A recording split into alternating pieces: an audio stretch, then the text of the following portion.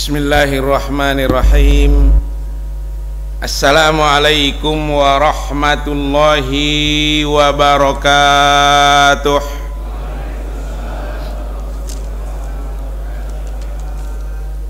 Alhamdulillahi rabbil alamin. Wabihi nasta'inu ala umurid dunya waddin.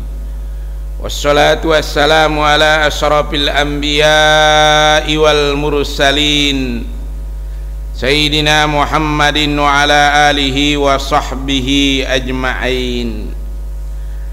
Asyhadu an la ilaha illallah wahdahu la syarikalah, lahul mulku wa lahul hamdu yuhyi wa yumitu wa huwa ala kulli syai'in qadir. Wa ashhadu anna Muhammadan abduhu wa rasuluhul mujahidin at-tahirin. Allahumma salli wa sallim wa barik ala sayyidina Muhammadin wa ala alihi wa sahbihi wa man tabi'ahum bi ihsanin ila yaumiddin. Ma'asyiral muslimin wal muslimat rahimakumullah. Bapak-bapak dan ibu-ibu hadirin yang dirahmati, yang dimuliakan Allah Subhanahu wa ta'ala, segenap para asatiz, para hujat, para tokoh masyarakat, para sesepuh yang kita muliakan, baik bapak maupun ibu, mudah-mudahan senantiasa kita semuanya sehat walafiat. Sehat walafiat. Sehat itu jasmani, walafiatnya itu ruhaninya. Jadi dua-duanya harus sehat. Kalau badan sehat, jasmani sehat, ruhaninya nggak sehat, nggak datang sholat. Iya. Ruhaninya sehat, tapi jasmani nggak sehat, pingin untuk bersama di masjid, tetapi badan tak mampu untuk hadir. Maka kita mohon pada Allah dua-duanya sehat. Karena banyak orang di negeri kita ini sekarang satu saja yang sehat, badan sehat, ruhani rakus. Ya, kalau badannya nggak terlalu gemuk tapi rakusnya minta ampun. Nah, begitu juga sebaliknya kadang-kadang. Oleh karena itu hadirin yang dirahmati Allah, mudah-mudahan juga keluarga kita semuanya sehat walafiat. Dikaruniakan kita keturunan, anak-anak, cucu yang solih dan solihah. Kelak kalau kita sudah meninggal dunia, mereka senantiasa mendoakan kita untuk mendapatkan ampunan dari Allah Subhanahu wa ta'ala. Diberikan kita rezeki yang halal dan barokah. Bila ada yang sakit di antara kita, keluarga kita, jamaah kita dari Masjid Jamik Harapan Jaya ini, kita mohonkan kepada Allah, mudah-mudahan Allah angkat penyakitnya, Allah berikan kesembuhan sehingga kembali bisa beraktivitas sebagaimana mestinya dan taat kepada Allah Subhanahu wa ta'ala. Yang sudah meninggal dunia dari keluarga kita, orang-orang tua kita, ayah ibu kita, kakek nenek kita, saudara-saudara kita, bahkan mungkin anak cucu kita, kita mohonkan kepada Allah mudah-mudahan mereka semuanya mendapatkan ampunan Allah Subhanahu wa ta'ala. Dicucurkan kepada mereka rahmat kasih sayang Allah, jadikan kubur mereka raudhatam mir riyadil jannah. Kelak pada waktunya kita akan menyusul mereka semuanya. Maka bila waktu itu datang, mudah-mudahan kita tinggalkan dunia ini dalam keadaan husnul khotimah. Karena itu sesuatu yang pasti, pasti kita akan menyusul. Tidak ada cerita orang hidup apakah dia yang udah kerja keras banting tulang berusaha maksimal akan kaya, belum tentu. Orang yang sedang bekerja membangun karir mulai berangkat pagi kadang-kadang lembur sampai malam, apakah dia akan menjadi pejabat? Belum tentu. Tapi orang hidup pasti mati, itu tidak ada tawar menawar, nggak ada tawaran lagi, itu pasti. Bapak dan Ibu hadirin yang dirahmati yang dimuliakan Allah Subhanahu wa taala, kita kembali baca surah At-Thariq, walaupun kemarin pada pertemuan sebelumnya udah separuh kita jelaskan, tapi untuk bacanya, qiraatnya kita baca kembali dari pertama. A'udzubillahi minasyaitonir rajim. Bismillahirrahmanirrahim. Was-samaa'i wat-tariq. Wa ma adraka mat-tariq. An-najmus sakib. In kullu nafsin lamma 'alaiha hafiz. Falyanzuril insanu mimma khuliqa. Khuliqa mimma dafiq. Yakhruju min bainis sulbi wat tara'ib. Innahu ala raj'ihi laqadir. Yauma tubalas sarair. Fama lahu min quwwatin wala nasir. Was-samaa'i dhatir raj' wal ardi dhatis sad. Innahu laqawlun fasl. Wa ma huwa bil hazl. Innahum yakiduna kaidan wa akidu kaida. Famahilil kafirina amhilhum ruwaida. Sadaqallahul azim. Pada pertemuan yang lalu kita sudah sampai pada yakhruju min bainis sulbi wat tara'ib. Innahu ala raj'ihi laqadir. Manusia ini diciptakan Allah dari air ma'in. Ma'in air yang memancar. Ini manusia yang setelah Adam. Kalau Adam langsung dari tanah. Manusia yang berikutnya turunan Adam adalah khuliqa mimma dafiq. Dia diciptakan dari air yang memancar. Memancar dari mana? Bukan memancar dari gunung, bukan memancar dari bawah batu, tapi yakhruju min bainis sulbi wat tara'ib. Air yang memancar, yang keluar dari antara tulang punggung dan tulang dada. Jadi disinilah disimpan yang namanya nutfah itu. Ini nggak mungkin Rasulullah Sallallahu Alaihi Wasallam tahu kalau nggak dikasih tahu Allah. Tidak ada yang tahu di mana tersimpannya nutfah itu, sperma itu. Tidak ada yang tahu. Tapi Allah kasih tahu, kemudian diteliti, dipelajari oleh orang ahli-ahli sekarang. Memang ternyata betul ada pada tulang punggung, kalau menurut penelitiannya itu di ruas ke-11 dari tulang punggung itu. Yakhruju min bainis sulbi wat tara'ib. Keluar dari tulang punggung. Kalau di sini dia sifatnya mufrad, yakhruju, sendiri. Bukan yakhrujani, bukan keluar dari dua punggung. Jadi memang memancarnya itu, keluarnya itu dari laki-laki.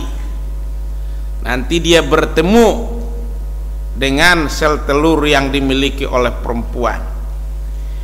Innahu ala raj'ihi laqadir. Sungguh Allah benar-benar kuasa untuk mengembalikannya hidup setelah mati.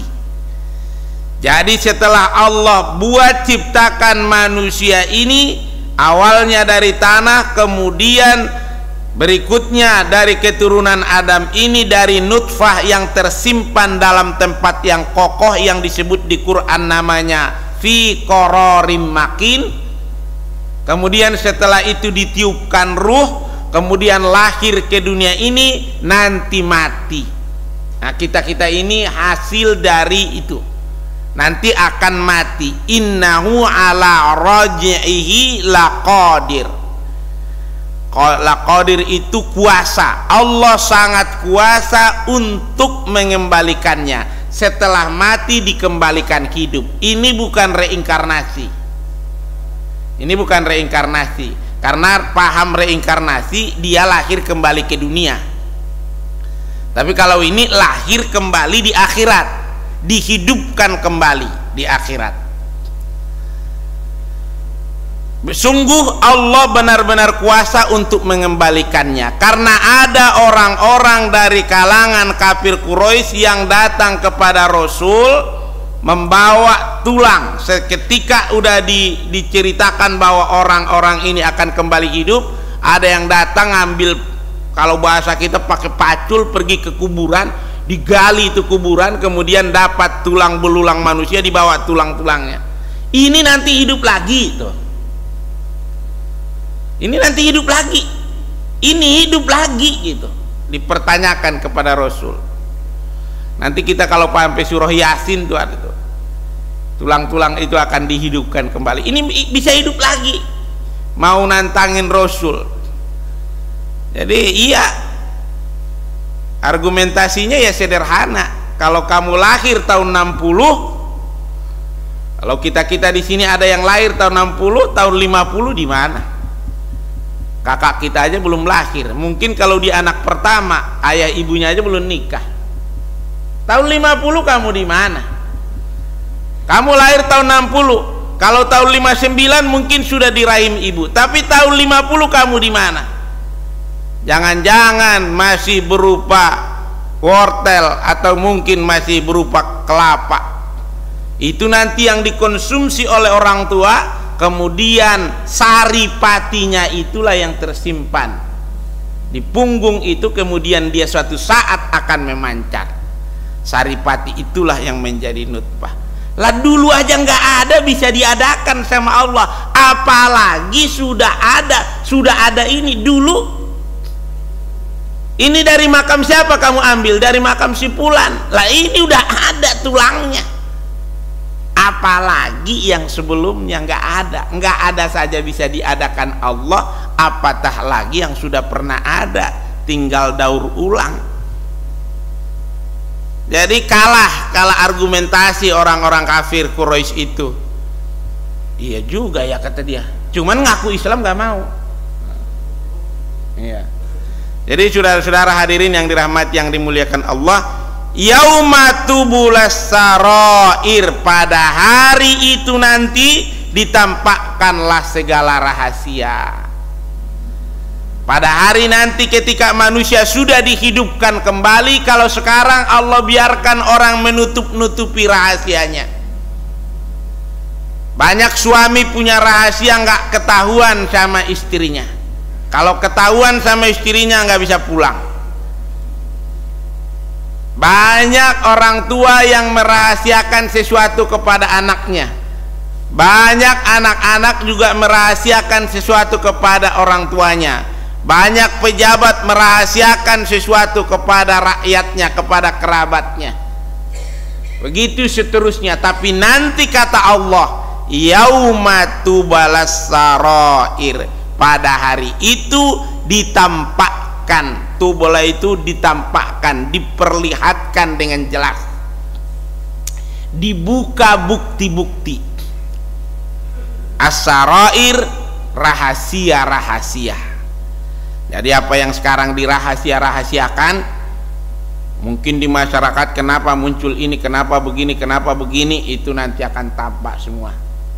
Ya, yang paling heboh belakangan ini, kenapa ada Kim plus, kenapa ini calon, kenapa ini nggak jadi calon, padahal banyak yang pingin dia calon tuh. Itu nanti akan ditampakkan. Sekarang susah kita buka-bukanya. Ya, paling-paling duga-duga. Karena banyak yang berdiplomasi nggak mengatakan yang sebenarnya. Nanti ketahuan semuanya. Cuman kayaknya di akhirat kita kayaknya udah nggak ngurus-ngurusin gituan. Kita ngurusin diri sendiri aja udah. Makanya sekarang juga nggak usah terlalu peduli dengan gitu-gituan. Lebih baik peduli dengan diri kita daripada peduli hal-hal kayak begitu. Nggak begitu produktif untuk kesehatan ruhani kita. Ya, kecuali memang orang yang punya wewenang bidang itu. Kalau kita cuma rakyat biasa terlalu diskusi panjang soal-soal gituan, nggak terlalu produktif. Tahu boleh, memang mestinya tahu. Jadi rahasia-rahasia ini nanti akan kebongkar semuanya. Ya, kenapa si Fulan mengundurkan diri, kenapa begini, semua akan terbongkar. Ya kan? Kenapa begeringin digergaji tuh, itu macam-macam orang sekarang. Tuh, itu semuanya nanti akan dibongkar. Jadi kita nggak usah terlalu gelisah soal-soal gituan. Yaumatu balas saroir, pada hari itu akan dibuka, ditampakkan, dijelaskan, diterangkan segala rahasia. Tidak ada lagi yang tersembunyi. Kalau sekarang banyak yang tersembunyi. Akhirnya kadang-kadang kita menduga-duga. Syukur kalau dugaan kita itu benar, tapi kalau dugaan kita itu menjadi negatif thinking, berpikir negatif, justru bisa menjadi sumber dosa. Famalahu min quwwati wala nasir, maka manusia tidak lagi mempunyai satu kekuatan, nasir, tidak ada lagi yang menolong. Jadi nanti ketika itu dibuka nggak ada lagi, semua kebuka. Kalau sekarang ini kita bisa kongsi. Udah, kamu ini jangan bilang-bilang ya, kamu tutup yang bidang ini, kamu bidang ini, itu bisa. Di situ dan itu udah nggak bisa. Kata Allah, maka pada saat itu manusia tidak lagi punya kekuatan kuah, nggak ada lagi kuah. Dan tidak ada nasir, wala nasir, dan tidak ada lagi penolong. Ayah nggak mampu menolong anaknya lagi. Kalau di dunia sering ayah menolong anak, walaupun itu kadang-kadang anak salah. Bahkan kadang-kadang bila perlu menerobos hukum bisa ditolong. Di dunia, yang namanya anak. Iya, macam-macam. Di dunia, tapi nanti di sana anak urus dirinya sendiri, bapak dirinya sendiri, nafsi. Jadi di situ, maka sebetulnya di dunia ini kita perlu egois untuk kebaikan. Ya, kita ajak orang ibadah, kita ajak orang berbuat baik, kita ajak orang sholat, dia nggak mau dah. Ya kalau gitu saya sholat. Egois lo, iya, kalau untuk hal ini saya egois gitu. Udah kan kita kompak lah, masa kita bertiga nggak mau sholat kok cuman berdua, udahlah, kan demokrasi. Udah yang dua jangan sholat, yang tiga kita bareng aja bertiga, atau empat orang nggak mau sholat, satu pingin sholat. Jangan yang empat ini malah mengalahkan yang satu ini. Kalau kita negara demokrasi, orang berempat kagak mau sholat, masa situ sholat sendiri tuh. Karena sekarang ini demokrasi ini kalau salah-salah bisa bahaya, Pak. Yang buruk bisa menjadi pemenang. Apa bedanya demokrasi dengan musyawarah yang dianjurkan di Quran? Ya di situ. Iya. Kalau yang namanya demokrasi, yang dihitung jumlah kepala. Kalau musyawarah yang dihitung isi kepala. Siapa yang paling berkualitas kepalanya? Tentu dia yang paling argumentatif, dia yang paling rasional. Maka musyawarah. Di musyawarah pastilah yang keluar argumentasi yang bagus. Tapi kalau dalam demokrasi, karena yang dihitung jumlah kepala bukan isi kepala. Makanya seorang ulama besar, misalkan nih, andai kata masih ada di tengah-tengah kita Buya Hamka dihitung satu suaranya. Tukang mabuk ada 20 orang dihitung 20. Sama-sama bisa menang tuh tukang mabuk. Tuh. Kenapa? Karena jumlah kepala. Sementara kepala kita udah banyak yang dibeli kan. Bapak dan Ibu hadirin yang dirahmati yang dimuliakan Allah, pamalahu min quwwati wala nasir. Nanti maka bersiaplah dari sekarang, bahwa kekuatan kita, penolong kita hanya Allah. Jangan sekarang berkolaborasi dengan setan, minal jinnati wan nas, baik itu dari kalangan jin maupun manusia, hanya karena untuk kepentingan syahwat, hanya untuk kepentingan nafsu, hanya untuk kesenangan duniawi, dia berkolaborasi dengan kemaksiatan. Jangan, karena nanti tidak bisa lagi itu menjadi penolong, itu tidak bisa menjadi kekuatan. Tuh, kalau sekarang bisa Pak, pokoknya yang penting banyak, bodoh amat siapa kedah. Hadirin yang dirahmati yang dimuliakan Allah, dari sekarang kita calon-calon penghuni surga itu harus sudah mempersiapkan diri, selalu dia mohon pertolongan Allah, tidak mau menyimpang dari jalan Allah walaupun itu menguntungkan secara hawa nafsu.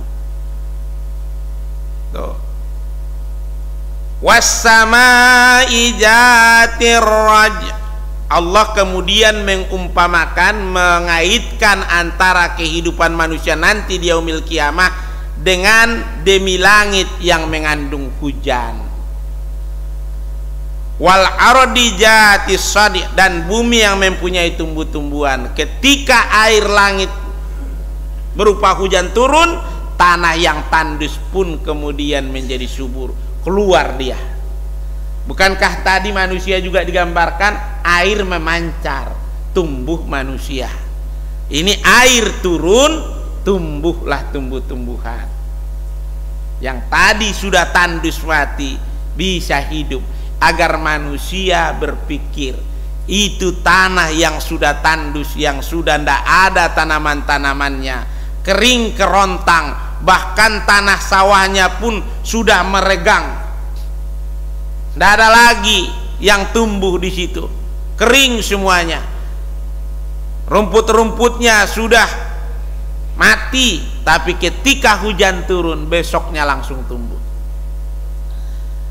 Gitulah nanti manusia ini juga, kalau udah diturunkan Allah ketentuannya, maka keluar semuanya dari kuburnya, keluar. Innahu laqaulun fasl. Sungguh itu yang difirmankan Allah, yang dijelaskan Allah dalam Al-Quran ini adalah fasl, keputusan, tidak bisa lagi diganggu gugat. Apakah kiamat itu akan ada tahu nggak? Pasti udah nggak bisa diganggu gugat, nggak ada bisa ditunda-tunda itu nanti. Kalau sudah waktunya datang kiamat itu pasti. Kalau sudah nanti waktunya diminta pertanggungjawaban, harus tanggung jawab. Kalau sudah nanti waktunya dibuka yang namanya rahasia-rahasia itu, tidak ada yang bisa nutupin. Maka paslun itu bisa disebutkan itu pemisah, mana yang hak, mana yang batil. Bisa juga faslun itu dikatakan penjelasan. Jadi Quran ini menjelaskan dengan seterang-terangnya, dengan terang benderang, mana yang hak, mana yang batil, mana yang sedang terjadi, mana yang akan terjadi. Bahkan yang sebelum terjadi pun sudah diterangkan. Sebelum kita ini diterangkan bagaimana kejadian Adam alaihissalam, bagaimana kisahnya Nabi Nuh sebelum kita ini. Yang sebelum-sebelum kita udah banyak dijelaskan. Rasulullah SAW lahir udah ada Nabi Adam, udah ada Nabi Nuh sebelumnya. Dijelaskan kepada Nabi Muhammad SAW. Dulu Adam begini, Nuh begini, Musa seperti ini, kisah-kisah Ibrahim seperti ini. Nanti akan begini tuh. Sekarang seperti ini. Dunia hari ini nyata dan fakta. Akhirat adalah cerita. Nanti akhirat akan jadi fakta dan nyata, dunia tinggal cerita. Kan sekarang kalau kita bicara kuburan untuk kita kan masih cerita tuh. Kuburan, masukin ke dalam kubur, datang malaikat bertanya, itu kan baru cerita bagi kita, belum fakta. Nanti itu akan jadi fakta, yang sekarang ini tinggal cerita. Karena satu waktu nanti kita ini Pak, kalau sekarang kita mungkin tidur di kamar kita pakai AC, tempat tidurnya empuk, satu waktu Bapak akan diantar di bawah pohon Kamboja itu tuh, sendirian aja situ, kagak ada AC-nya, sendirian aja situ. Mana anak, mana istri, mana teman dekat, udah nggak ada. Kalau mereka mau datang sekali seminggu aja jenguk itu udah syukur. Mungkin awal-awal kita meninggal masih mau sekali seminggu datang, sekali satu pekan, lama-lama sekali sebulan, lama-lama setelah 3-4 tahun kita meninggal tinggal lebaran doang datang. Mana bawa airnya banyak banget lagi, sampai kelelep bawa. Iya. Jadi persiapkan suatu waktu kita ini baru cerita, tapi satu waktu kita itu akan ditaruh di situ diem. Satu waktu sendirian kita ini dalam kubur. Itu yang terlihat. Tentu yang mau dibicarakan, yang kita imani bukan yang terlihat itu saja, tapi ada ghaib namanya alam barzah. Jadi itu udah diputuskan oleh Allah, paslun, pasal. Pasal itu pemisah, pasal 1, pasal 2 tuh. Pemisah mana yang urusan dunia, mana yang urusan akhirat, mana yang urusan hawa nafsu, mana yang urusan ketaatan, udah dijelaskan oleh Allah semuanya. Dan mana nanti semua itu akan terang benderang, paslun. Jadi ya kita ini lagi berikhtiar, kita ini semua Pak, biar nanti perjalanan kita ke sana mulus. Karena roman-romannya banyak yang perjalanannya agak terganggu. Di dunia hebat mulus, tapi nanti di sana mengerikan. Di dunia ini bentaran, nggak bisa lama di dunia ini. Udah terang dan jelas itu. Di dunia ini berapa lama kita di dunia ini? Kalau Allah kasih kita di dunia ini 80 tahun, itu kayaknya udah maksimal lah. Kesononya udah susah. Iya. Jadi kalau sampai 80 tahun kita sehat, kalau afiat itu udah lumayan maksimal tuh. Kalau udah 80 ke sana, ke sampai 90 atau 100, itu udah agak susah. Andai kata badan kita sehat juga, agak sedikit orang yang mau ngobrol sama kita. Ya, mana mau orang ngobrol sama kita? Enggak sepantaran. Bapak kalau nggak percaya coba aja. Kalau ada anak-anak muda umur 20 tahun, 25 tahun lagi duduk-duduk ngobrol-ngobrol, lagi ngopi cerita-cerita, apa itu lagi bahas politik atau bahas olahraga apa-apa, mereka lagi cerita-cerita. Bapak yang udah umur 60 tahun coba datang. Asik nih ngobrol. Ada apaan? Iya Pak. Enggak Pak. Ngobrolin bola ya? Iya Pak. Nah boleh tambah kopinya ntar saya yang bayar. Ya enggak usah Pak, enggak usah Pak. Nanti dari bawah colek satu-satu pergi. Kenapa? Nggak asik, aki-aki datang. Kita kan enak ngobrol yang sepantaran kita Pak. Iya, kalau ada anak-anak muda umur 17 tahun, 18 tahun kita datang yang umur 80 tahun, pasti satu-satu bubar. Kalau enggak mereka antarin, Pak diantarin pulang ya katanya. Makanya kalau kita dikasih umur panjang juga repot. Saya sering sampaikan itu Pak, yang di surah Yasin itu. Wa man nu'ammirhu nunakkisu fil khalqi afala yaqilun. Apabila kami panjangkan umur seseorang di antara kalian, akan kami kembalikan dia pada kejadian semula.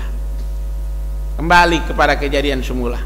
Bagaimana kejadian semula? Waktu umur 2 tahun kita dituntun ke kamar mandi.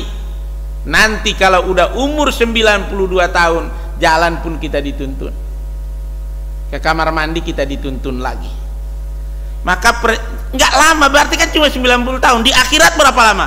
Jangan bicara akhirat setelah kiamat, bicara di alam kubur saja berapa ribu tahun kita.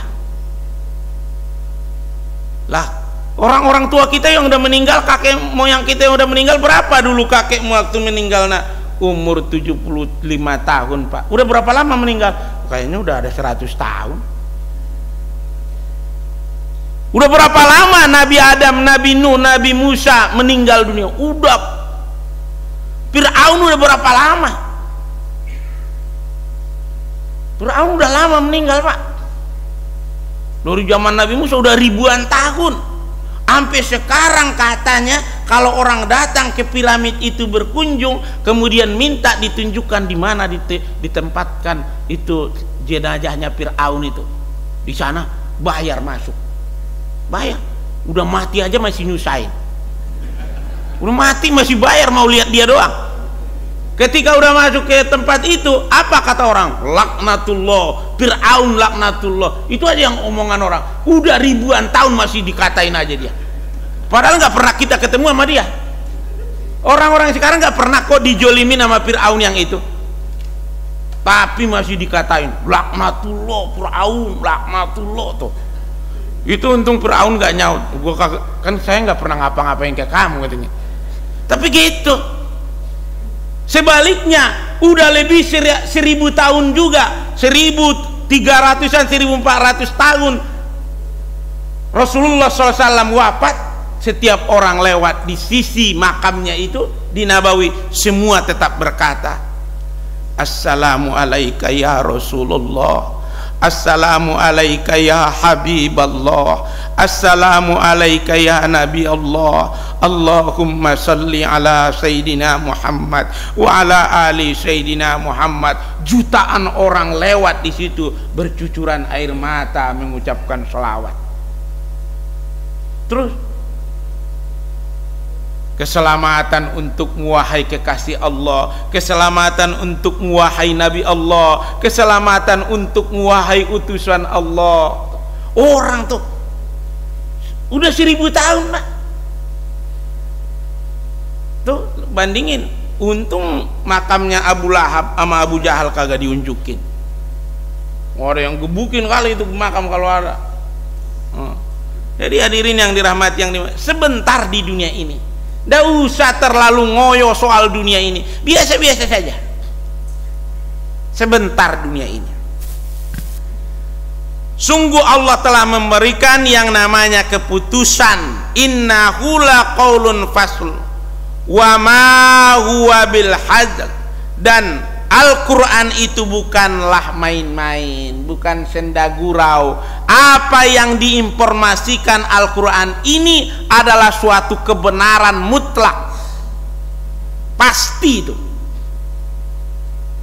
Apa yang diinformasikan disampaikan Al-Quran ini bukan bilhad, bukan main-main, ini bukan senda gurau, ini bukan obrolan candaan, tapi ini memang disampaikan oleh Allah, disampaikan oleh Rasulullah, dari Allah ke Jibril, Jibril ke Rasul, kemudian Rasul sampaikan kepada umat sampai ke kita ini. Ini ndak main-main, ini benar-benar harus diperhatikan.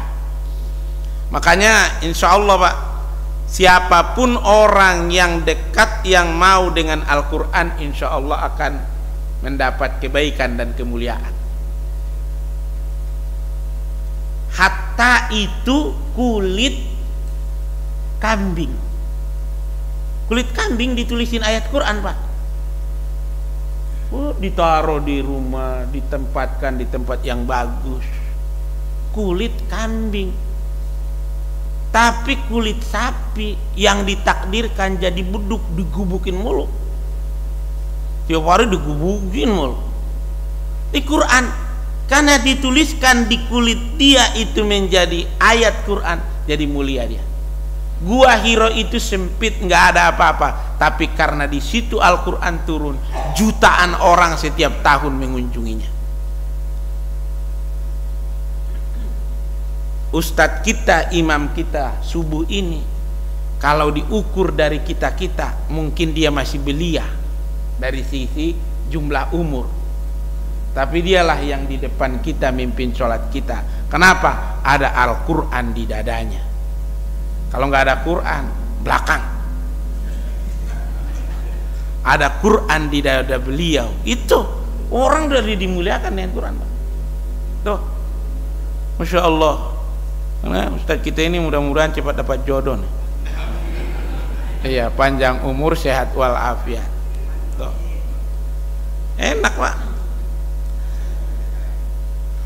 Innahum yakiduna kaida. Sungguh mereka orang-orang kafir itu merencanakan tipu daya yang jahat. Apa tipu daya mereka? Mereka bantah itu yang namanya nggak ada itu hari berbangkit, nggak ada hidup kembali, nggak ada pertanggungjawaban. Kenapa? Karena iya kalau dibongkar nanti rahasia ketahuan kita, hancur kita. Wah, kacau itu katanya. Abu Jahal, Abu Lahab nggak terima ini. Bahwa nanti akan dibuka, dibongkar semua rahasia. Abu Jahal, Abu Lahab takut itu. Sekarang aja di dunia udah takut Pak.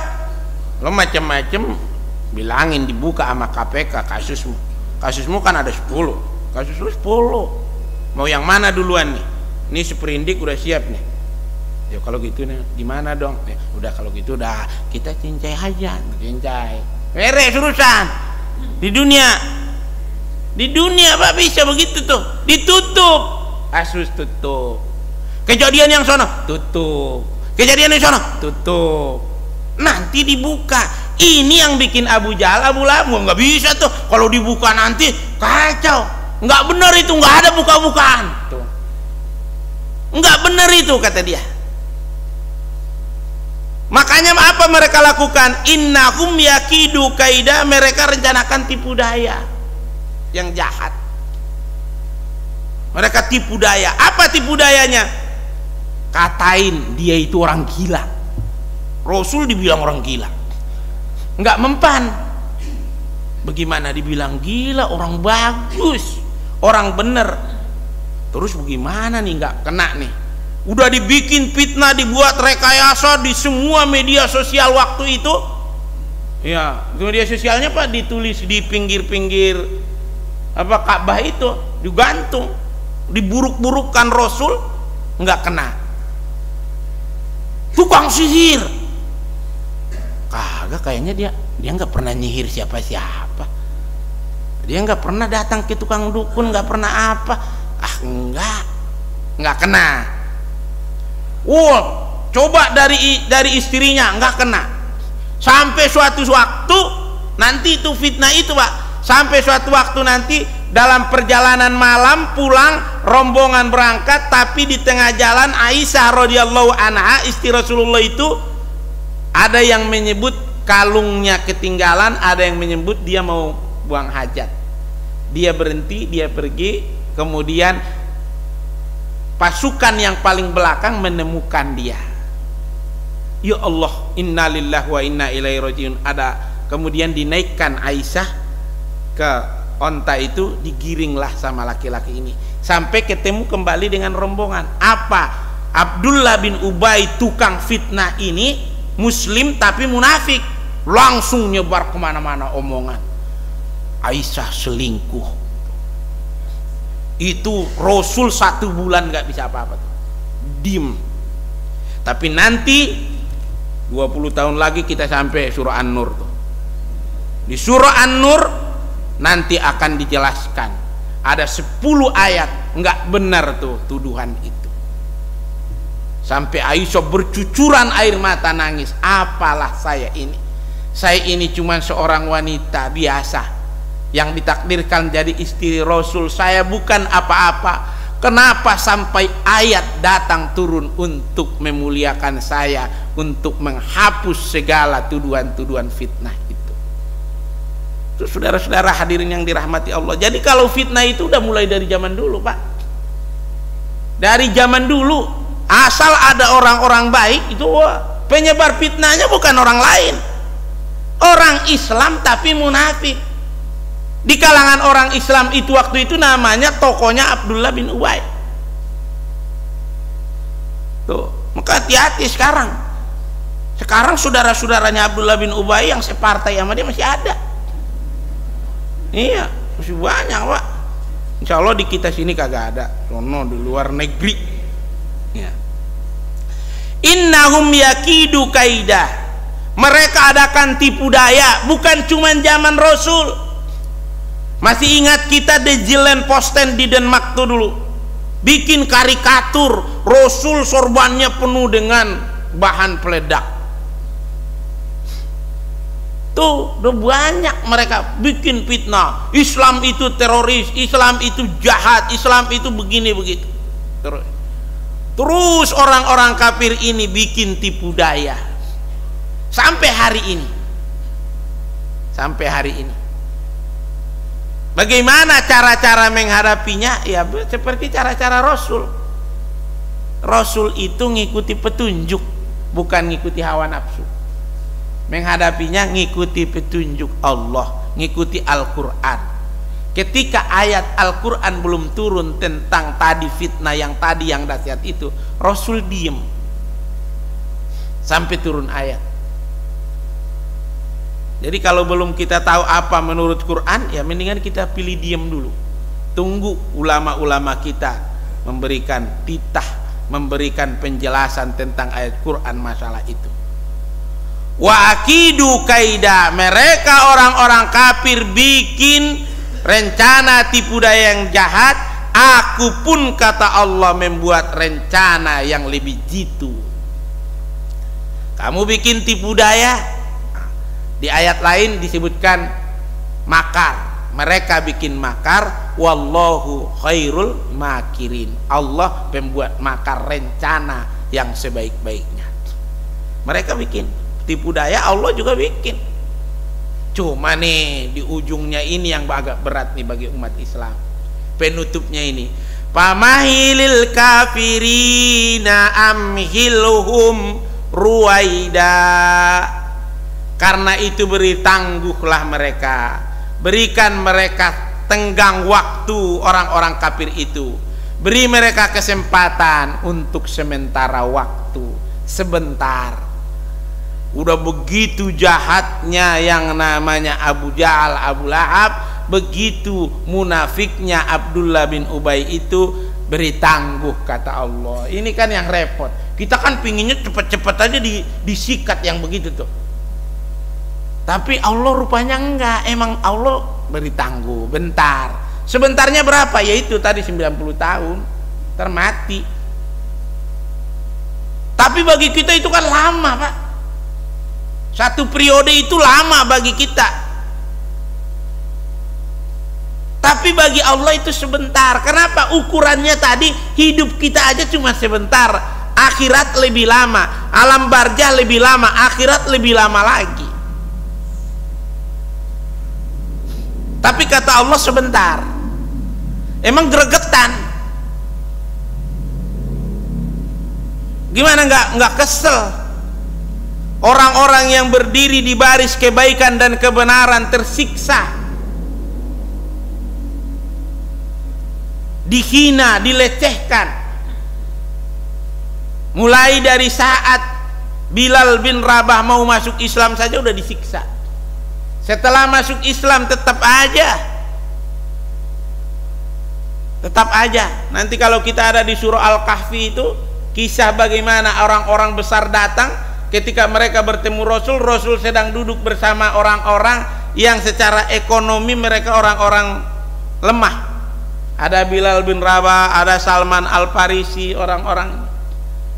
Ketika mereka datang, ya Rasul, boleh nggak orang-orang ini disingkirkan? Kami nggak mau duduklah sama orang gituan. Atau bikin kami majelis sendiri, mereka majelisnya beda. Kita kan itu kayaknya nggak level sama kita gitu. Turun ayat, nggak usah kamu urusin orang-orang itu. Kan sekarang gitu, Pak. Di kehidupan kita ini nggak bisa gabung-gabung dengan kelompok-kelompok high class. Kalau kita adalah orang-orang biasa. Bahkan pengajiannya juga begitu.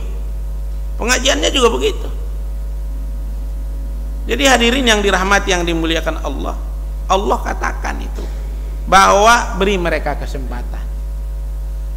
Tenang saja, jangan minta wahai Rasulullah, jangan minta wahai Muhammad biar mereka disegerakan dihancurkan, jangan. Makanya Rasul nggak pernah berdoa itu, habisi mereka, nggak. Bahkan yang gregetan, kalau dalam kisah itu wallahu a'lam, itu sampai yang gregetan itu adalah malaikat. Ketika Rasulullah ditimpuki, dilempari di Thaif, kan malaikat yang menawarkan, perintahkan saya Rasulullah biar saya hancurkan negeri ini. Jangan, mereka nggak tahu. Nanti juga kalau udah tahu. Kenapa? Karena Rasul punya prinsip, bapaknya nimpukin saya, siapa tahu nanti anaknya jadi pengikut saya. Bapaknya sekarang kafir, siapa tahu nanti anaknya jadi orang beriman. Dan ternyata itu betul. Abu Jahal yang begitu jahatnya kepada Rasulullah, anaknya Abu Jahal jadi pembela Rasul, namanya Ikrimah, ikut perang bersama Rasul. Kalau kita kan nggak sabar nunggu anaknya, iya kan Pak? Kalau bapaknya jahat, mau kita langsung sikat aja tuh bapaknya, pinginnya kita. Rasul enggak. Itu hebatnya Rasulullah, karena Rasul betul-betul tertancap di hatinya apa yang dikatakan Allah, pamahilil kafirina amhilhum ruwaida, beri mereka tenggang waktu. Apa tenggang waktu itu? Satu, bisa dia itu nanti berubah, bertaubat, jadi orang beriman kalau dapat hidayah Allah. Yang kedua, nambah jahat. Kalau udah nambah jahat, nanti kena hukuman dari Allah, nggak ada lagi yang kasihan. Kan kalau jahatnya baru dikit ada yang kasihan Pak, kasihan dia. Tapi kalau jahatnya udah kebangetan, orang udah nggak kasihan. Penduduk langit, penduduk bumi pun udah murka sama dia. Nah, jadi itu makanya diberi tangguh. Cuman kita ini kadang-kadang itu kebawa emosi dan hawa nafsu. Pinginnya kita orang-orang jahat segera aja dihabisin. Tapi Allah rupanya udah menentukan.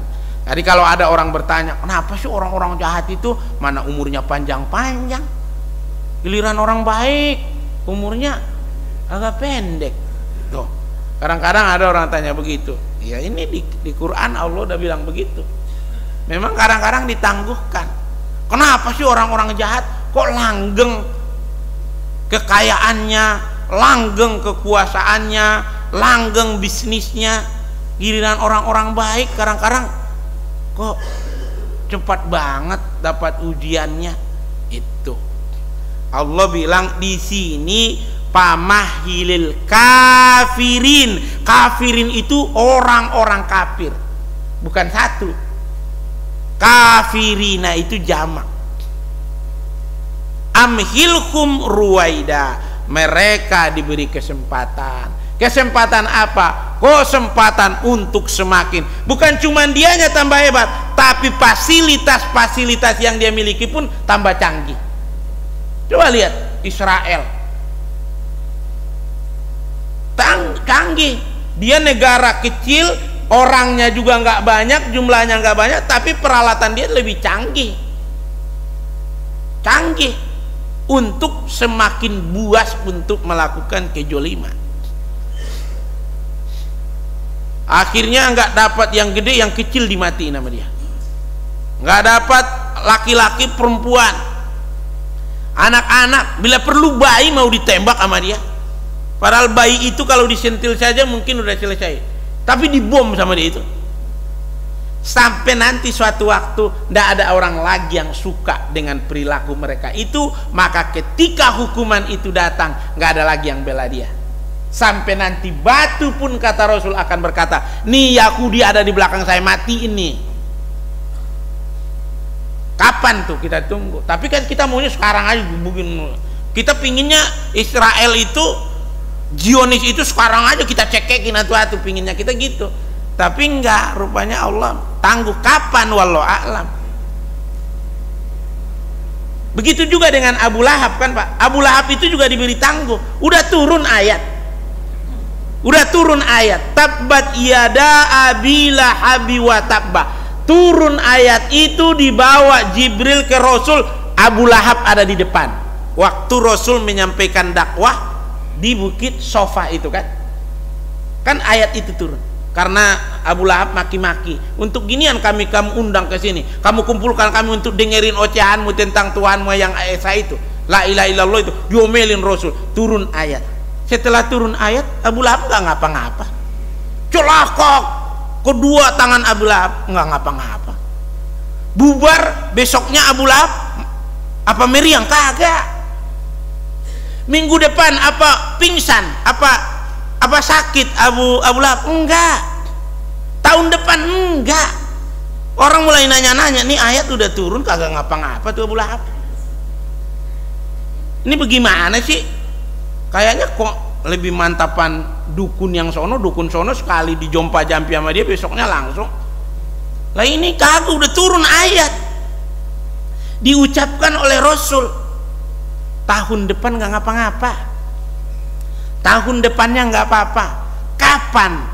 10 tahun setelah ayat itu turun, korengan sakit badannya Abu Lahab, kemudian baunya minta ampun, meninggal Abu Lahab. Saking baunya Abu Lahab yang meninggal itu dikisahkan dalam tafsir Ibnu Katsir. Jangankan yang dia benci, jangankan musuhnya, jangankan pengikut Rasulullah, sahabatnya Abu Lahab aja nggak mau ngurusin jenazahnya, nggak ada yang mau dekat. Terus diapain? Gali lubang, nggak mau dekat. Kalau jenazahnya di sini digali sono, pinggir kali sono, gali lubang situ buat kuburannya. Terus ini bagaimana bawanya? Diambil kayu yang panjang, mungkin kalau Indonesia bambu yang panjang, baru dicongkel-congkel tuh. Congkel-congkel Abu Lahab sampai ke dalam lubang itu. Udah masuk. Maukah orang dekat nguburinya? Enggak. Dari jauh ditimpukin ke lubang itu sampai penuh, sampai ketutup. Itulah kisahnya Abu Lahab tuh. Celakanya Abu Lahab 10 tahun Allah kasih. Maka jangan dikira orang-orang yang sekarang lagu, berani, jahat, jolim, Allah itu lupa. Ya Allah, dia menjolimi saya, ya Allah, bikin sakit kek, bikin stroke tuh orang. Terus sudah sebulan 2 bulan berdoa kagak dikabul-kabul. Ini bagaimana sih itu? Jangan. Allah ndak pernah lupa, nggak pernah tidur. Tuh kisah Abu Lahab itu, Pak. Tuh Abu Lahab tuh turun 10 tahun berikutnya, Pak. 10 tahun berikutnya. Maka orang-orang yang hari ini berbuat berjolim, jangan merasa sudah aman.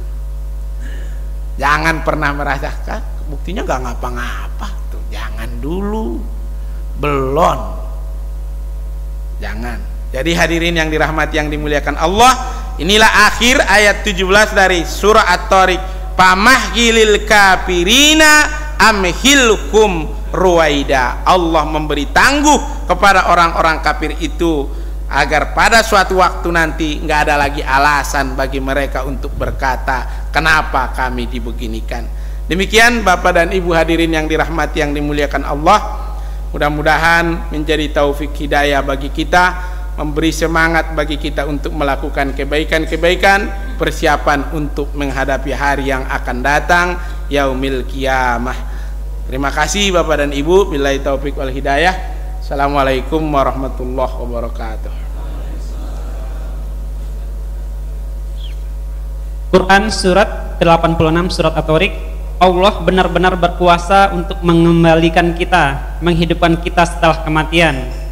Pada hari itu ditampakkan segala rahasia, manusia tiada memiliki kekuatan dan tiada yang bisa menjadi penolong. Quran adalah firman Allah yang berisi fakta yang memisahkan antara hak dan yang batil. Orang kafir memiliki tipu daya dan Allah juga membuat tipu daya. Allah memberi tangguh kepada mereka yang membuat tipu daya yang jahat. Demikian kira-kira intisari kajian kita pada pagi hari ini. Selanjutnya kita buka sesi tanya jawab kepada Bapak dan Ibu yang ingin bertanya. Kami persilakan untuk 3 orang petanya. Yuk silakan Pak.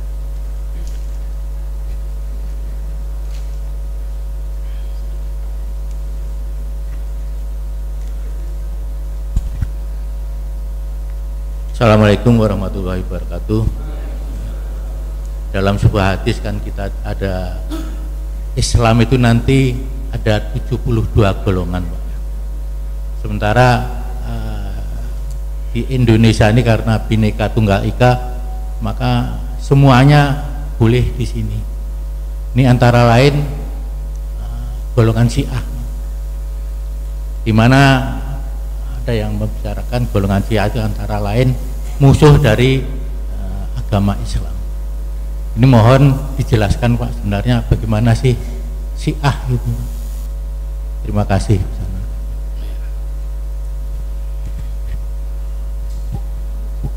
Bismillahirrahmanirrahim. Assalamualaikum warahmatullahi wabarakatuh. Mohon maaf Pak Ustadz, ini yang saya agak menyimpang itu dari Pak Ustadz utarakan itu mengenai orang, Ustadz. Orang ini jahat, tidak melakukan kebaikan, tidak sholat, tidak beramal di macam-macam, Ustadz.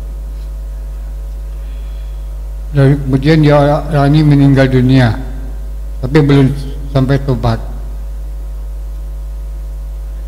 Itu orang ini tetap akan dihukum atau diberi suatu hukuman yang berat terhadap orang ini, Ustaz? Karena dia nggak tahu. Kata orang kalau nggak tahu nggak apa-apa. Terima kasih Pak Ustaz. Assalamualaikum warahmatullahi wabarakatuh.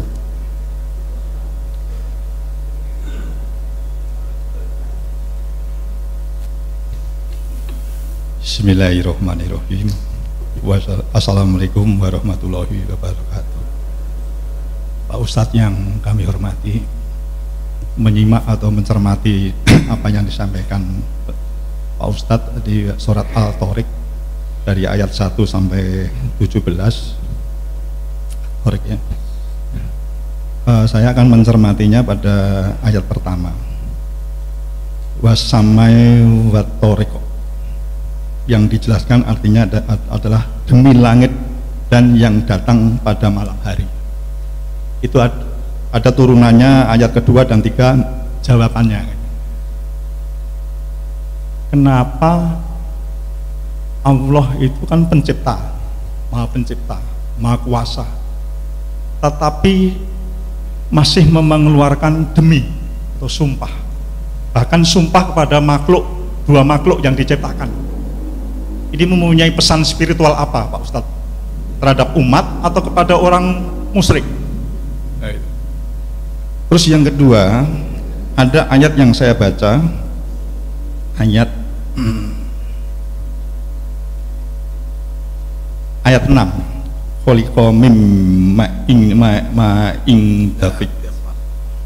dia atau manusia diciptakan dari air atau mani yang terpancar atau nutfah. Kalau kaitkan dengan surat Al-Alaq ayat 2, polako insana min alaq, bahwa manusia diciptakan dari segumpal darah. Ini identik, serupa tapi tidak sama. Apakah ini merupakan fase atau proses penciptaan manusia atau apa? Kok beda? Bahwa yang surat ini manusia itu dari air mani, dari segumpal darah. Yang ketiga, Pak Ustadz, saya juga tadi menyimak dari apa yang dijelaskan Pak Ustadz, ayat 17. Ada frase atau kata penangguhan atau kesempatan. Tadi bisa dikatakan ini multi tafsir kalau menurut saya, Pak Ustadz. Bisa ini bertobat atau menunggu siksaan, gitu. Ini mohon penjelasannya Pak Ustadz. Terima kasih. Wassalamualaikum warahmatullahi wabarakatuh. Ya, alhamdulillah, terima kasih Pak. Saya sedikit saja tentang Syiah ini, karena ini penjelasannya luar biasa panjang. Ketika zaman pemerintahan Ali bin Abi Thalib, kan pertama setelah Rasulullah SAW meninggal, menjadi khalifah pengganti itu Abu Bakar As-Siddiq. Kurang lebih 2 tahun beliau wafat, kemudian diganti oleh Umar bin Khattab, kurang lebih 10 tahun. Lantas diganti Utsman bin Affan, di sini udah mulai ke tadi keributan-keributan. Karena Utsman bin Affan ini dianggap oleh kelompok-kelompok munafik dia ini pemimpin yang nepotis, yang diangkat keluarga-keluarganya melulu. Akhirnya Utsman bin Affan dibunuh. Karena tuduhan-tuduhan tadi itu udah membakar hatinya orang-orang munafik. Akhirnya Utsman bin Affan dibunuh. Ketika Utsman bin Affan dibunuh, kemudian dibaiatlah Ali bin Abi Thalib menjadi khalifah. Keluarga dari Utsman bin Affan, keluarga besarnya, minta agar segera diusut siapa yang bunuh Utsman. Tapi Ali bin Abi Thalib bikin satu kebijakan, tenang dulu baru itu diselesaikan. Salah satu yang paling kencang mendorong Ali agar segera mengusut tuntas yang membunuh Utsman adalah Muawiyah bin Abi Sufyan. Akhirnya Muawiyah bin Abi Sufyan itu dapat dukungan dari orang-orang Islam, satu kelompok. Wah, Ali nggak benar, jangan-jangan Ali itu orangnya Ali yang bunuh Utsman. Akhirnya muncullah kelompok, satu bagian di kelompok Muawiyah bin Abi Sufyan, satu bagian di kelompok Ali bin Abi Thalib. Akhirnya terjadi perang. Dan perang ini nanti sempat melibatkan istri Rasulullah Aisyah radhiyallahu anha, yang disebut namanya perang Jamal, karena waktu itu Aisyah berkendaraan onta. Akhirnya terjadi perang.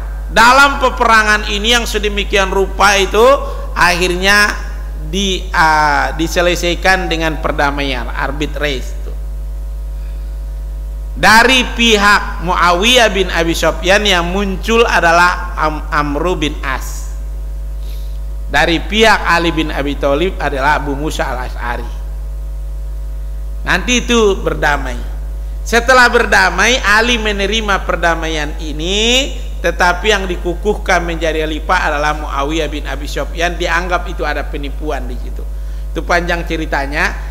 Akhirnya terpecahlah umat Islam menjadi 3 kelompok. Kelompok pertama adalah kelompok yang masih setia mengikuti Ali bin Abi Thalib. Kelompok kedua yang sudah tidak mau ngikut Ali, namanya Khawarij, keluar dari mengikut Ali. Kelompok ketiga nggak mau ikut-ikutan semuanya. Kelompok ini disebut namanya Murji'ah. Itu ditulis Profesor Dr. Harun Nasution dalam kitab Teologi Islam itu. Jadi ini nanti pengikut Ali inilah yang lama-lama memproklamirkan diri menjadi Syiah. Nah, ini kelompok munafik juga ini.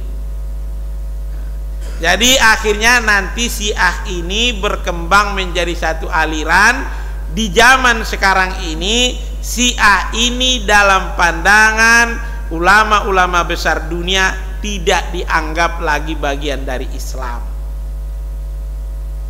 Jadi mereka itu udah menyimpang. Dan itu masih banyak, Pak. Selain itu ada juga aliran Ahmadiyah. Itu pun dianggap keluar dari Islam. Jadi sederhananya pakem yang dibuat oleh ulama-ulama besar dunia, orang keluar dari Islam itu satu, kalau tidak sama rukun Islamnya dengan Ahlus Sunnah wal Jamaah, tidak sama rukun imannya. Di mana pelanggaran Ahmadiyah misalnya, mereka punya kitab selain yang 4 kitab yang kita imani. Apa itu? At-Tazkirah. Syiah di mana pelanggarannya? Mereka punya iman selain dari rukun iman yang 6, ada lagi iman kepada imam mereka itu, imam-imam mereka. Jadi udah keluar. Jadi keluar dari bingkai rukun Islam, rukun iman itu keluar dari Islam. Tuh, itu aja ininya. Kenapa Ahmad Musodik juga dianggap sesat, keluar dari Islam? Ya karena Ahmad Musodik ngaku Rasul. Berarti ada yang ke-26. Ahmad Musodik, orang pulang dari Bogor ngaku jadi Rasul. Iya. Tuh. Jadi ini Syiah ini, tapi Syiah itu juga macam-macam, Pak, aliran-aliran kelompok-kelompok Syiah itu. Syiah itu masih banyak aliran-alirannya, kelompok-kelompoknya. Iya. Tuh, jadi tapi itu ceritanya agak panjang. Kemudian salah satu mereka ini yang sesat ini dari kelompok Syiah ini, mereka ini punya at-taqiyah, keyakinan atau pemahaman yang disebut at-taqiyah. Apa at-taqiyah itu? Kalau dia gabung dengan kita, dia nggak mau mengaku dirinya Syiah. Jadi mereka berani menyembunyikan, berdusta menyembunyikan keyakinannya. Itu at-taqiyah namanya itu. Jadi disembunyikannya. Kalau dia gabung dengan Muhammadiyah, dia bilang dia orang Muhammadiyah. Kalau dia gabung dengan NU, dia bilang padahal dia Syiah. Aslinya dia Syiah. Nanti kalau sholat ya sholat dia kayak kita. Padahal dia aslinya adalah Syiah. Dia nggak mau. Kan beda sama kita. Kalau kita kan nggak mau nuker-nuker. Tuh. Jadi nanti sholatnya dia yang sebenarnya nggak kayak kita, dia nanti sholatnya kayak kita kalau lagi gabung sama. Begitu, itu Syiah itu. Jadi luar biasa itu Pak sebenarnya. Di Indonesia sekarang ya banyak. Walaupun di Indonesia yang diakui itu, jadi ada 72 golongan itu tadi, itu luar biasa, macam-macam, aneh-aneh, dan karakternya juga, apalagi di zaman-zaman sekarang ini. Nih, jadi itu kalau yang kaitan dengan Syiah. Yang kemudian ada orang dia nggak pernah sholat, nggak pernah apa, dia meninggal nanti itu dihukum nggak kalau dia nggak tahu? Tuh. Nah, ada 3. Rafa'al kalamu, diangkat pena, artinya tidak dihukum, tidak ditulis dia salah atau baik. 3 ini, 3 kelompok. Siapa itu? 1 orang yang tidak tahu sampai dia tahu. Siapa orang yang nggak tahu ini? Biasanya disebut anak-anak atau orang yang belum sampai dakwah kepadanya. Dia lahir di pedalaman Irian Jaya sana, lahir tumbuh besar segala macam tuh, sampai di komunitas dia nggak ada orang datang ke sana menyampaikan Islam, sampai dia tua, sampai dia punya anak, sampai mati. Ini masuk surga Pak. Nggak bisa ditanya manruk buka apa-apaan, manruk buka apaan, saya nggak ada yang ngajarin dia. Tuh. Ada yang mengatakan ini nanti akan meninggal dia masuk surga, ada yang mengatakan ini meninggal nggak dibangkitkan. Wallahu a'lam. Karena dia nggak ada apa-apa, dia sama dengan yang lain, dengan bukan manusia. Dia nggak ada tanggung jawab apa-apa. Dia hidup aja, nggak ada keyakinan, nggak ada pelanggaran, nggak ada. Nih tuh. Jadi orang yang tidak tahu sampai dia tahu itu bebas dari hukum. Sebenarnya ini dicontek dalam hukum Islam yang seperti ini, diterapkan juga dalam hukum-hukum positif kita. Kalau ada undang-undang baru kan sosialisasi dulu, sosialisasi diomongkan nih, baru orang kalau melanggar udah dikasih tahu, udah sosialisasi, baru dihukum. Kalau belum tahu nggak boleh. Yang kedua adalah orang tidur sampai dia bangun. Orang kalau lagi tidur nggak dihukum apa-apa, ngapain aja. Bapak mau jalan-jalan sama artis paling cantik, lagi tidur jalan-jalan, pergi kemana, Bapak rangkul, Bapak apa, terserah lah, kagak apa-apa. Paling-paling Bapak bangun tetap aja yang di samping Bapak yang asli. Nggak apa-apa, ini nggak dosa. Orang tidur sampai dia bangun. Tuh, ini nggak apa-apa, nggak dosa. Maka kalau pingin enak-enak tidurlah. Tuh. Yang ketiga adalah orang gila sampai dia sembuh dari gilanya. Orang gila itu nggak berdosa. Ada orang gila nggak pernah sholat, nggak pernah apa, bahkan kadang-kadang baju pun nggak dipakai sama dia. Dia itu nggak berdosa, yang berdosa yang waras. Yang waras cepat-cepat kasih baju dia, tutupin auratnya. Tuh. Jadi bagaimana orang ini nanti kalau dia meninggal, orang seperti itu, dia jahat, dia apa? Yang repot adalah tidak mau tahu. Kalau di lingkungan kita, saya nggak tahu, berarti dia nggak mau tahu, nggak mau belajar. Yang tadi bisa dimaklumin, nggak ada yang datang ngajarin. Di pedalaman Kalimantan sana, di pedalaman Sumatera sana, atau di pedalaman apa namanya daerah-daerah terpencil yang memang nggak ada yang datang ke situ, ya itu bisa dimaklumi. Tapi kalau di Harapan Jaya saya nggak tahu sholat, kan kalau orang nggak tahu kan nggak dihukum. Bu, itu bukan nggak tahu, tidak mau tahu. Kata Buya Hamka, orang bodoh orang yang tidak tahu. Orang yang tidak tahu itu kata Buya Hamka adalah orang bodoh. Tapi ada mbah moyangnya bodoh. Siapa itu Buya yang mbah moyangnya bodoh? Orang yang tidak mau tahu. Itu mbah moyangnya bodoh, nggak mau tahu, nggak mau belajar. Saya nggak bisa baca Quran, saya nggak dosa dong kalau nggak baca Quran. Situ udah belajar belum? Kagak, ya itu mah dosanya adalah hukuman tidak mau tahu. Tapi kalau dia udah datang depan guru, abata saja haho, kata gurunya, ABC, abata, abata, nanti nggak taunya belum sampai iya dia udah meninggal. Itu dia udah selamat tuh. Kenapa? Dia udah berjuang setahun, kadang-kadang yang diajari kagak ada bisa-bisa Pak. Ada cuman 2 bulan udah lancar. Ada lama kita ajarin. Saya pernah dulu ngajarin Iqra itu Pak, guru padahal sarjana, kagak bisa-bisa Pak. Kagak bisa-bisa sampai meninggal, nggak bisa-bisa tahu apa bagaimana itu. Yang lain yang sama kayak dia bisa, nggak bisa-bisa. Bismillahirrahmanirrahim, padahal kalau ngomong yang lain dia bisa. Bismillah, bukan cadel, bukan apa lidahnya, tapi susah. Kita nggak tahu. Macam-macam airnya praduga. Jangan-jangan kebanyakan makan yang nggak halal kali ini. Nah itu. Padahal kita nggak tahu. Ada yang lebih parah dari itu, lancar. Jadi gitu Pak. Jadi orang tidak ada 3 tadi itu bebas dari hukuman. Tapi kalau nggak mau tahu, bahaya. Kemudian kenapa Allah bersumpah?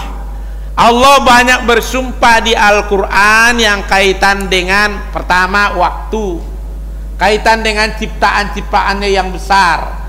Itu ada apa? Kenapa begitu? Agar orang mengetahui, menurut para ulama, para mufassir, agar manusia mengetahui bahwa memang itu yang bikin Allah, nggak ada yang bisa bikin selain itu. Tadi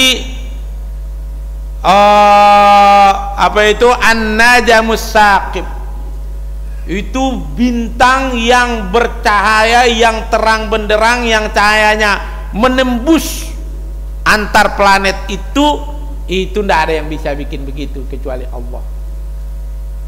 Wadduha, bicara waktu, siapa yang bisa menggeser waktu?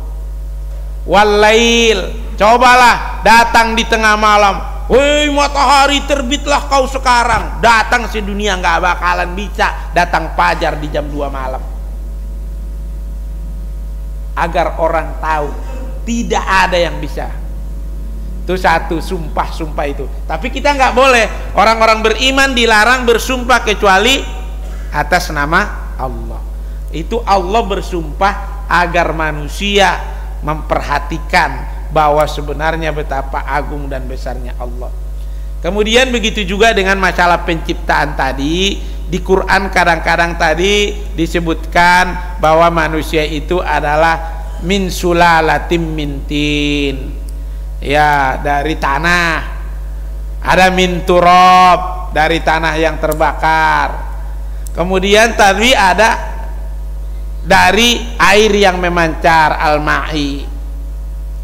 Kok disebutkan Iqra bismi rabbikal ladzi khalaqal insana min alaq? Itu di situ darah yang nempel. Ternyata setelah nutfah itu tumpah dan bertemu dengan yang namanya sel telur, itu setelah berubah menjadi darah, dia nempel. Jadi alaqah itu adalah darah yang nempel di dinding rahim. Kalau nggak nempel dia gugur. Itu mungkin yang disebut orang namanya keguguran. Jadi itu proses itu memang itulah nanti pertama. Makanya nanti ada baru yang agak detail kan di hadis. 40 hari pertama adalah menjadi darah, 40 hari kedua berubah menjadi daging, 40 hari ketiga menjadi tulang belulang dibungkus dengan daging, kalau ditiupkan ruh. 40 berarti 120. Ya kan? 120 itu berarti sekitar berapa bulan? 4 bulan. 4 bulan. Dan ternyata setelah diteliti, setelah 4 bulan itu baru bisa gerak-gerak. Menurut Profesor Dr. Al-Pasah Muluk, sebelum ditiupkan ruh itu, sebelum 40 yang ketiga itu, sebelum 4 bulan, kalau memang diteliti dilihat ternyata ibu atau ini yang ada dalam rahim ini tidak baik untuk kesehatan ibunya atau bermasalah, inilah yang diperkenankan untuk diaborsi. Kalau sudah ditiupkan, bahaya. Dia, menurut dia itu tidak boleh. Itu sudah pelanggaran total itu.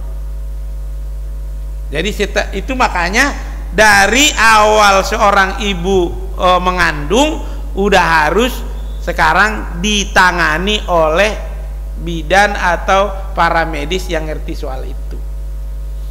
Jadi memang ada proses-prosesnya. Di Quran itu biasanya tidak dirinci satu-satu dalam satu ayat, Pak. Termasuk rukun iman. Kita nggak temukan di Quran rukun iman berjejer 6-6-nya. Nggak ada. Nggak ketemu itu. Yang ada paling 5, 4. Tapi setelah ini semuanya ternyata ada 6. Iya. Laisal birra an tuwallu wujuhakum qibalal masyriqi wal maghrib walakinnal birra man amana billahi wal yaumil akhiri wal malaikati wal kitabi wan nabiyyin. 5 doang. Sambungannya wa atal malalahu bi jawil qurba, udah bukan masalah iman. 5 disebut. Jadi enggak ketemu tuh 6-6-nya. Tapi jali kata qadirul ajijil alim, nanti baru ketemu masalah takdir di ayat lain, di surah lain. Jadi gitu, Pak. Ini juga masalah tadi ada nutfah, ada min turab, ada min tin, itu dari tanah segala macam. Tapi nanti baru dari situlah para mufassir memberikan penjelasan, ulama-ulama dengan hadis-hadis Rasul menjelaskan nih prosesnya ini.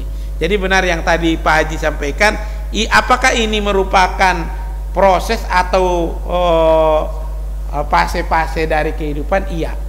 Tetapi kadang-kadang jadi bukan bertentangan, cuman di ayat ini langsung masalah udah jadi darah, di ayat ini baru masih nutfah. Bahkan yang talawid ayat yang tadi kita baca baru keluar, hanya keluar doang, keluar dari tulang sulbi, tulang punggung dan tulang dada, keluar, terus keluar dikemanain, nggak diceritain lagi kan, di surah ini nggak ada. Setelah keluar dikemanain, nggak diceritain. Nah, nanti di ayat lain ada lagi tapi nanti informasi itu lama-lama semuanya lengkap. Ya, jadi itu. Kemudian fase penangguhan. Nah, ini tadi saya kurang lengkap ini. Gimana tadi Pak fase penangguhan yang ayat 17 itu?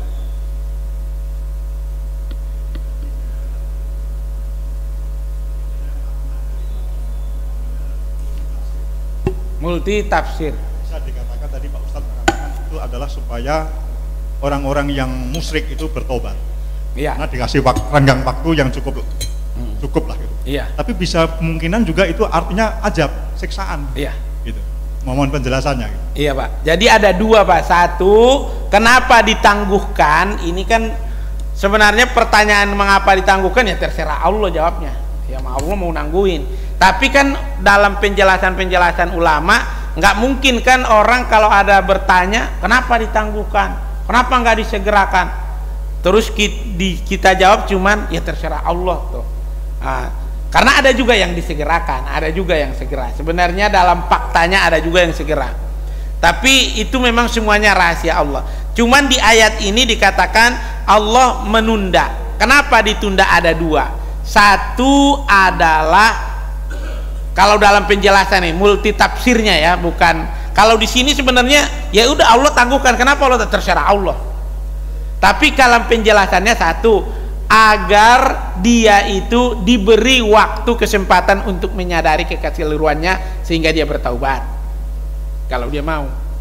Nah itu, tapi kan itu juga tergantung hidayah Allah, tidak bisa juga tergantung manusia. Yang kedua adalah agar nanti ketika siksaan itu datang tidak ada lagi alasan, emang udah kebangetan. Dan sebetulnya uluran waktu ini adalah udah merupakan siksaan.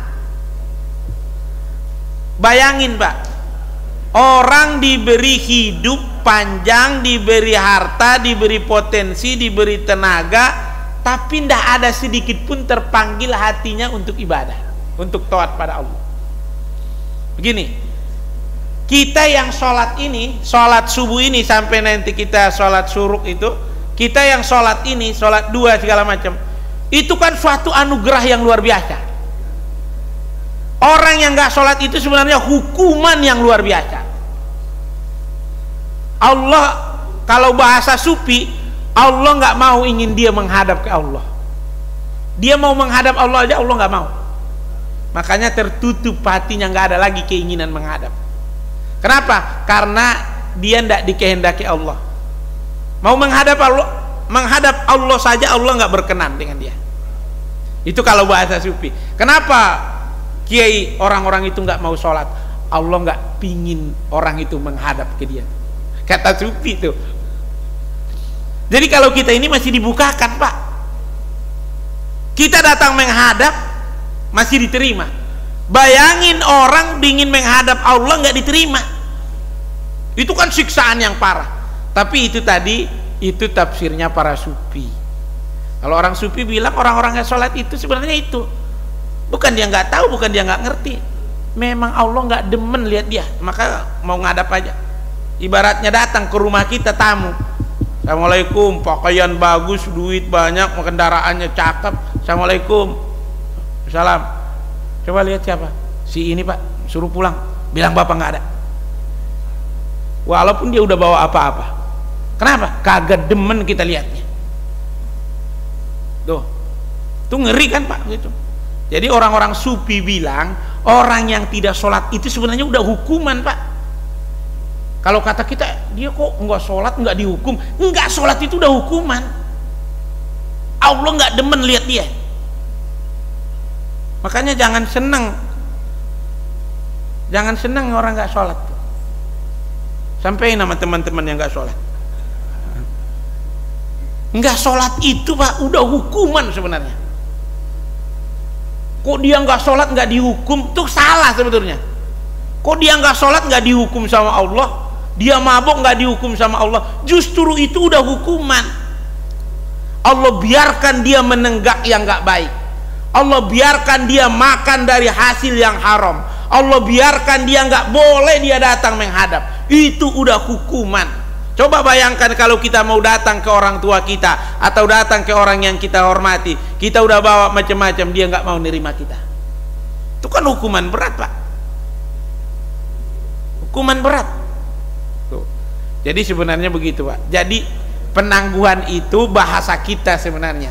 Tangguhkan, karena kalau kita maunya hukuman itu dia babak belur digebukin, padahal didiemin sama Allah pun itu sudah hukuman yang berat.